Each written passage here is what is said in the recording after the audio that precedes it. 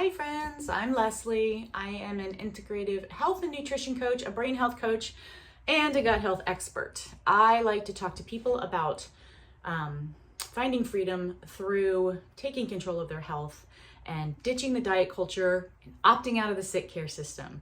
I like the tagline, I'm still working on it, but here we are. So I talk a lot about this word bio-individuality.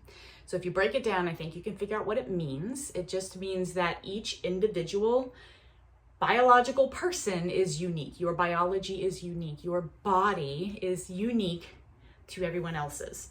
What that means is that things that were designed for everyone may not work for you. And it doesn't mean there's something wrong with you. It means there's something wrong with that system for you, because you are unique and it was designed by somebody else, not you. So if it doesn't work, that's why. So I talk a lot about that. I talk a lot about it with diets, with exercise, with medical treatments, with anything. You're unique and you need to find what works for you. I work with people to help them become an expert on their own bodies and their own health, just so that they can then figure out the right things for them. And when they're getting a lot of information and guidance from other people, they can say, okay, I hear you, but that doesn't sound like the right answer for me, or that doesn't feel like the right next step for me, or I tried that, it didn't work, so I'm gonna try this because I think that it didn't work because I know this about myself. So becoming your own health expert is the only way to really take control of your health and find that freedom in your own life. Free from the sick care system, free from having to be reliant on other people to tell you how to maintain your own body. But I wanted to explain a little bit today some of the things that go into that uniqueness. So from birth, every experience that you have contributes to the unique person that you are. You know that, but it also does that on a biological, physiological level, and on a mental and emotional level, and also on a spiritual level.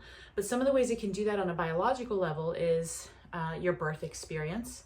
So children who are born by cesarean miss the opportunity to travel through their mother's birth canal, and they discovered in more recent years, after they were doing cesareans on demand, a really a lot, that those children did not have as strong of a microbiome as the children who were born vaginally. So some doctors started rubbing actual microbiome on the baby's faces if they were born cesarean, because sometimes there's a medical necessity for a cesarean delivery, and they didn't want those children to miss out on the benefit of a vaginal delivery. So your very first experience in this world affects the microbiome that you're going to have. Breastfeeding also affects the microbiome. Whether or not you're allowed to play in the dirt as a child affects your microbiome. Whether or not you have pets as a child affects your microbiome. Now, we have learned a lot about the microbiome, and currently the thought is that the one that you build before 3 years of age is really kind of the base for what you're going to have the rest of your life.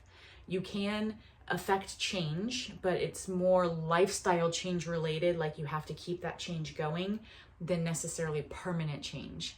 So experiences in your first 3 years of life really could set you up to have a lot more robust health situation or not.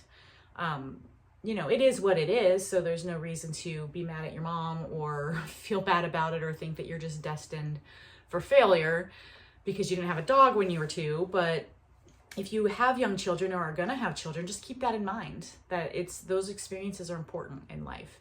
And then as you grow up, the traumas you may or may not have can affect how you develop your microbiome and your emotions and all of that sort of stuff. The foods that you eat and the amount of exercise that you get as a child affect your microbiome. They affect your metabolism. They affect your bone strength. They affect your brain growth. So those they also affect things like resiliency and problem solving, and your ability to learn from failure and all sorts of things. So the foods you eat and the exercise you have, the amount of social support that you have, the amount of dirt that you play in, all of these things affect who you are growing up. And then as an adult, they don't stop affecting who you are. All of those things still affect you as an adult, right? So your social support, how many people you touch, like how much are you hugged? How many hands are you shaking?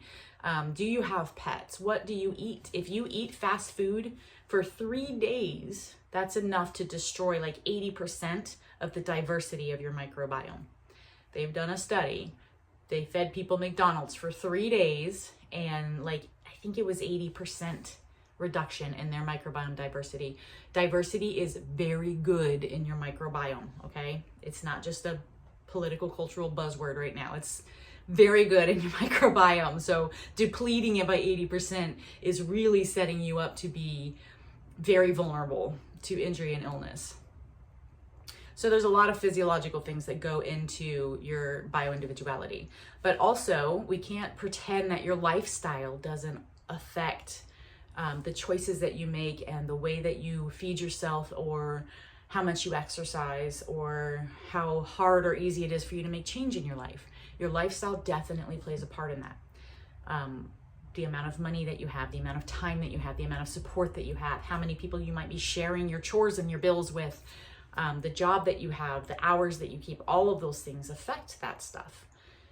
Additionally, your personality type is going to affect how easy or hard it is for you to comply with protocols, or stick to rules, or make change in your life, or crush your goals, or whatever the case may be. Your personality is really going to affect that a lot. And then your genetics. So I went back to birth and started talking about experiences, but I guess pre-birth, your genetics were already written, right? And genetics are not destiny. I don't like bringing up genetics because I love talking about genetics, but people like latch onto that and go, oh, well, it's my genetics. It runs in my family. I'm just gonna have hypertension. I just have high blood pressure. I just have diabetes. It runs in my family. There's nothing I can do. And that is bullshit. Bullshit. Like, you maybe have to be more careful about certain things because you have the potential in your family more than someone else might have the potential, the predisposition. But they know now that genetics are not destiny. There's something called epigenetics. It's a whole nother branch of study, and it studies the expression of genes, meaning your genes are there, but they can be turned on or turned off. They might not be active or expressive based on the choices that you make in your lifestyle, the foods that you eat, the traumas you've experienced, the chemicals in your environment, all of those things, how much you sleep, how much you exercise, how deep you breathe. All of those things can affect whether genes turn on or turn off. So just because the genes are there doesn't mean you have to play with them, I guess. But they do add into your own little cocktail of individuality. So when you're making choices for yourself, when you're learning about who you are and what your body needs, and trying to build the right habits for yourself, it's important to take into consideration all of those factors: your genetics, your early childhood experiences, your lifestyle, your personality, all of that stuff, which is a lot. But never fear, there are people out there like me who geek out on this stuff and know how to kind of keep a big eagle eye on all of those factors and walk you through the process of considering these things and making choices that may or may not be the right choice for you, but at least they are a good choice to try, so that you can get more data, so that you can figure out what works and then become the one and only expert on what your body needs. So don't be discouraged. Don't be overwhelmed. I know, again, that's a lot. I know I dump a lot of you on you guys in these videos, and it can be overwhelming, but you don't have to figure that all out on your own. It's just giving you factors to consider and pick something and start, or schedule a free call and talk to me about it, and I can help you figure out how to start. So don't be discouraged. Don't be overwhelmed. And please, please, please don't ever use your genetics as an excuse. Ever. Never. I will smack you. I probably won't. I'm not very aggressive, but please don't do that. It's not Genetics are not destiny, okay? But you are a wonderful, unique unicorn, and I want you to be able to figure out what your body needs the most. So become the expert on your health, and then you, my friend, will have freedom. Until next time.